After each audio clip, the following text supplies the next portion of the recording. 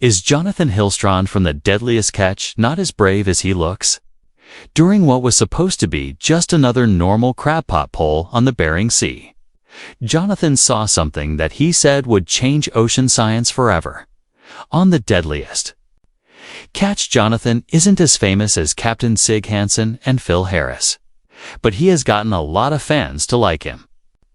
So when Captain Josh Harris of the Cornelia Marie left the Deadliest Catch and Captain Sig Hansen of the Northwestern stopped being a fisherman, Jonathan Hillstrand and his family were seen as the next fan favorites who could fill the big empty spot that Captain Josh Harris and retired Captain Sig Hansen left.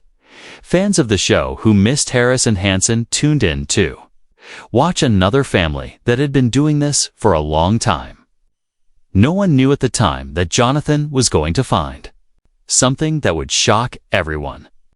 We'll talk about that mysterious thing he saw later in this video. Before then, let's talk about why Jonathan and his family are thought of as special and why they got so many fans. The Hillstrand family are known for being good at fishing. Family has been doing it for many years, starting with Earl David Hillstrand. Earl then passed it down to his son, John Hillstrand Sr., who built on what his father had done and helped make what was now the family business even better, just like his father did to him. John got his own sons involved in the business. When one of them, Jonathan, was 3 years old, he was already going on trips on the fishing boats with his father. Jonathan was really good at this. By age 7, he and his brothers were already going on fishing trips by themselves. The family business was in good hands with the third group of fishermen. But it wasn't always easy. The Bering Sea where their family worked was dangerous. Maybe because of this, their dad used a really strict teaching style. This style worked because Jonathan and his brothers rode the wild waves of the sea without being scared to his father. This was expected. According to their dad, fishing on the Bering Sea wasn't just a way for the family to make money. It was a way of life that had to be kept going no matter what. Unfortunately, sometimes their father went too far. He made the rules, and there were no buts about it, but it helped the sons learn the job. Jonathan was especially great at it. By 17, when he left high school, he became a fisherman full-time like his father and grandfather. Jonathan fished for crabs and lobsters around the coast of New England. He was always excited to learn new things. With his style, Jonathan began to make a name for himself. His catches were really good. But Jonathan had an unusual way of fishing. We'll talk more about this later on. Just as Jonathan was making a name for himself, his father built a fishing boat and named it the Time Bandit. To the father, this was the family boat. But this didn't mean he built it for Jonathan and his brother to use for free. They had to pay for it. Jonathan didn't have a problem with this. So in their first crab season on that boat, Jonathan, who was 28 at this time, and his brothers did their best. But it turned out it wasn't enough. Their father wanted all of the money from that fishing season. He said it wasn't enough to pay off the amount they needed to give him for the boat. The sons thought their father was asking for way too much. So they had an idea. The money that John Sr. wanted as payment for the boat would have stopped Jonathan and his brothers from quickly building the life they wanted from fishing. So Jonathan and Andy decided to build their own boat. But Jonathan didn't want to move away from the family tradition. He decided to name the fishing boat Time Bandit too. So he continued his trip to the sea, fully committed to not only doing it for himself, but carrying on the family tradition. But there was a problem. Jonathan wasn't the only owner of the boat, so he couldn't be the only captain. He and his brother had to share being captain. But they did it in a way that wouldn't cause fights. Jonathan was captain during the Red King crab season since he was really good with them. Andy took control during the Opelio season. The system worked. The two of them did such good work that Deadliest Catch asked them to join the show. Discovery Channel started the show in April 2005. They really hyped it up. This show was going to give the audience an inside look at what Discovery Channel called the deadliest job on Earth. But the thing is, it wasn't just hype. Fishing on the Bering Sea is a really exciting and dangerous activity. The Alaskan crab. Fishermen face many tough and harsh situations that test how brave and courageous they are. The waves of the sea rise up really high above them, threatening to sweep them away. Then there's the cold that threatens to break their bones and freeze their toes. The dangerous ice floes. And at other times, terrible deaths in their hunt for valuable crabs. In this harsh world of commercial crab fishing, about 400 out of every 100,000 crab fishermen die. It is only because of better technology and healthcare that these numbers have gone down a little, but it does happen. Jonathan has seen one death that made him question everything. But more about that later. The Deadliest Catch was the show these crab fishermen wanted to be on. After all, they were risking their lives for people's food. So why not show the world what it takes to get the seafood they enjoy so much? And, maybe, get some TV fame from it too. Well, the fame turned out to be good and bad at the same time. But we'll get to that soon. Jonathan deserves the attention he is getting from the audience. Even his fellow crab fishermen respect him a lot too. They call him the Highliner because he was the captain. They expected to bring in the biggest catch when he fished, but how he did this wasn't scientific. Jonathan relies on gut feeling and would bring in the biggest catch. This was unusual. It's why he has a reputation as a gambler. Relying on his gut isn't as easy as many people think it is. Most times when he is at sea, Jonathan almost goes crazy because of the dangers and difficulties of crab fishing. So Jonathan often creates a little bit of fun for himself and his crew. He has this contagious wild energy that spreads through the crew and 2 other boats too. One time when they were off the sea and resting in an Alaskan hotel, Jonathan went to the hotel's restaurant. Then suddenly, a loud noise came from the restaurant. The staff called city police and hotel security guards. They told the police and the guards that Jonathan was fighting. The guards and police rushed to the scene to catch Jonathan. When they got there, they saw Jonathan fighting. He had a wild look on his face too. He definitely was enjoying the fight.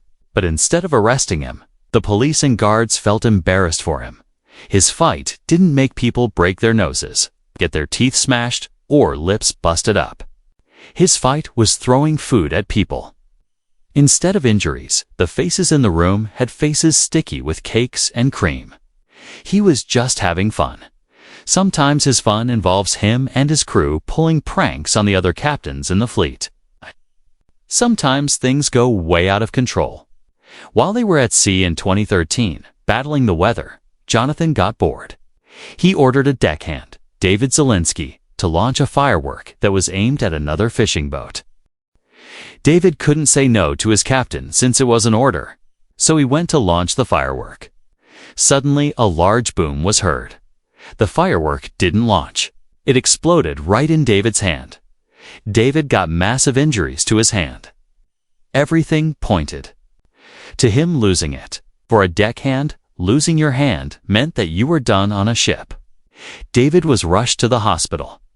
He had to have multiple surgeries to prevent him from losing his hand. Unfortunately, David's life was practically over. He had to spend a long time getting better. So he sued Jonathan and Andy. Jonathan tried to say it wasn't his fault, but David insisted that it was. The trial was long. But eventually, Jonathan lost. The judge said that he and his brothers had to pay David, who is now their former worker, for the accident. But the judge only gave David half of what he wanted. He said David had some responsibility for the unfortunate incident. Did that incident stop Jonathan from trying to have fun? No, it didn't. In another prank, Jonathan decided to still go after one of his fellow captains. This time, Jonathan decided to handle things himself and put in maximum effort to achieve his perfect prank. Jonathan attached an entire rusted truck body to a ship's crab line. The crew of that ship thought they had gotten a great haul of crabs. They used a lot of effort to bring in the crab line. They thought that effort was going to be worth it. But when they brought up their supposed haul, what they saw was a rusted truck. Jonathan has a good life, and he wasn't done. One night, he had a crazy idea. You know how seeing UFOs has become really popular? Jonathan decided to take his ship to the ocean on a dark night. He asked his crew to turn all of the lights off. Then he asked them to light lanterns and send them up to the sky. The captain of the other ship saw this and shouted, "Aliens!" They thought they were going to be taken by aliens and were really scared. Jonathan enjoyed their fears. It motivated him to do more pranks. Because of his pranks and wildness, he became known as the bad boy of the Bering Sea. He is able to keep morale high with his wildness and pranks. He is the undisputed prankster in the fleet of the Deadliest Catch. But that didn't mean everything was all games with him. Jonathan, in some ways, was like his dad. He runs a tight ship despite his fun side. He has a controlling streak to him. He always carried an AK-47 rifle and strong zip ties when he sailed. But is this necessary? Jonathan revealed that not all of his crewmates were easy to deal with. They tried to go against orders and put the ship and the other crew members in danger. So he had them tied up until they returned to harbor. Is that legal? Still, Jonathan became a well-known figure on the cast because the audience loved his balance. Personality of wildness and order. Well, not always. Some people believe Jonathan exaggerated his experience at sea. Just like they believed he exaggerated the strange encounter he had while he was at sea. On one of his trips, after hauling in several hauls of crabs, Jonathan claimed to have discovered an animal unlike any other seen before. He claimed that this animal was a rare species. After his several hauls, Jonathan continued to fish for more crabs. After getting his haul, when he opened one of the cages, he saw a mysterious fish that was different. This water animal, he claimed to have seen, was supposedly beautiful yet scary. It had a massive blob that sat on its mouth and allowed it to blend with its environment in a scary camouflage. Jonathan claimed the animal wasn't poisonous, but so far there isn't any picture of it. Did he make it up? People even believed that his pranks weren't real and everything was planned by the show's producers. Regularly, there are conflicts on the show. This comes from the fiercely competitive nature of crab fishing and the extreme conditions which the captains work in. The show doesn't hold back in showing these conflicts. But some viewers started believing that these conflicts among the co-stars were scripted by producers. They also thought that the accidents that happened on the ships were exaggerated for drama. The intense hype around Jonathan was engineered to attract more viewers. Does this now mean that David's accident was faked? What about the incident that had Jonathan questioning everything? There is one particular conflict that fans believe was entirely scripted. John works with other captains and he shares information with them from time to time. He shared information with the captains of Cornelia, Marie, Casey, and Josh so that their boats would meet their quotas. But that partnership wasn't always fair. When Casey and Josh discovered promising crab spots, they wouldn't tell John. Even when Josh wanted to, Casey would make sure he didn't. He felt John would share the information with other crab fishermen because of his friendliness. So Casey and Josh continued to pretend to John that they didn't have secret spots. But they forgot one important detail about John. He had great instinct. Without Casey and Josh telling him anything, he had found their fishing spots and continued to use them. Some fans believed that these scenes were staged to get the audience talking. Could they have been? Maybe they were. But there is one thing that we are sure isn't fake about the show. That's Jonathan's passion for crab fishing. Jonathan is passionate about crab fishing, maybe more than everyone on his crew. He understands the danger. while he runs a tight ship and will quickly detain and then fire any troublesome crew member. Jonathan will consistently put himself on the line to save them. On a trip, one of his crew members was thrown overboard in the sea. He was seconds away from dying of hypothermia as the icy sea relentlessly threw icy waves at him. Noticing the man, Jonathan quickly swung into action and saved him. The near loss of life of his crew member broke him. Jonathan was in tears after the event. He had suffered on his ship, broken his bones, his nose, and teeth. He has bled, suffered cold and other extreme conditions. But this one shook him to his core. Unfortunately, he would witness an even worse event.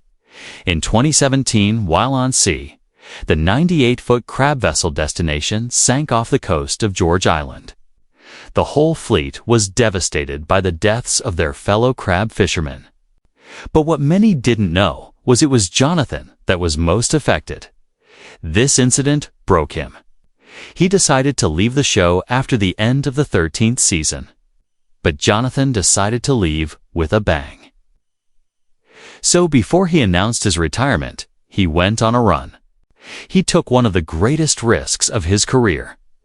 Jonathan took a 600-mile trip near the Russian border, burning 40,000 gallons of fuel with no support nearby. Any wrong move and he'll be entering Russian territory. It would be bad for him especially, since he had a not-so-good history with the Russian crab fishing fleet in the past. The Russians and John Gu had fought each other when they wanted to fish along that area. But despite meeting Jonathan there, they told him over the radio to leave and not set any of his crab pots. The Russians didn't ask nicely. They were confident that they sounded threatening enough to scare Jonathan away. They weren't counting on two things: Jonathan's wildness and his fearlessness. Already, Jonathan was angry at the Russians because of the methods they used to fish. The Russians used bottom-feeding fish using nets. This practice was harmful to the sustainability of crab fishing. Jonathan cared for the water environment. He once had to abandon crab fishing and returned the crabs he caught to the sea, when he was told that the crabs could go extinct if they weren't allowed to breed. But Jonathan knew going head-on with the Russians would only cause great danger. But he also didn't want to give in to pressure, so he called Casey. Together they formed a smart plan. The two of them sailed in opposite directions, but remained in the same general area. Their tactic created a blockade and prevented the Russian draggers from moving into their fishing grounds. The scheme proved successful. Both Jonathan and Casey returned home with their tanks full of crabs and the environment safe. Back to Jonathan's final haul. Despite not having support, he was able to pull off the season's highest crab pot numbers. His haul was so great that the fleet set off flares to welcome the Time Bandit back to the harbor. This moment was a triumphant milestone in his career at the time and a fine way to bow out. He and the family had other businesses they could be looking after without having to sail and brave the dangers of the sea. They had the Time Bandit gear store, Time Bandit fireworks, Time Bandit Productions, Time Bandit Spirits, and Time Bandit Entertainment. Actually, this wouldn't be the first time that this would happen, when they were filming the show's 6th season. Jonathan, his brother Andy, and Sig Hansen were sued by Discovery Channel for $3 million over scheduling conflicts. Discovery accused the captains of putting fishing before filming. This led to a standoff with the trio temporarily off from the show. But they were able to resolve the dispute in time for season 7, but it strained their relationship with the network during the time. Eventually, Andy decided to leave after the Hillstrand family and the Discovery Channel team fell into disagreements during the production of a planned spin-off titled Hillstranded. The dispute got so bad that Andy didn't want anything to do with the show, while Jonathan returned. But in 2018, Jonathan had now joined his brother on the sidelines. After his retirement, Jonathan and his brother put up the vessel for sale. Jonathan got a visit from another captain he respected so much. Captain Sig Hansen visited Jonathan and told him he had to return and save the fishery. As Jonathan was thinking about it, he learned that the crab quota allocated to him as a capta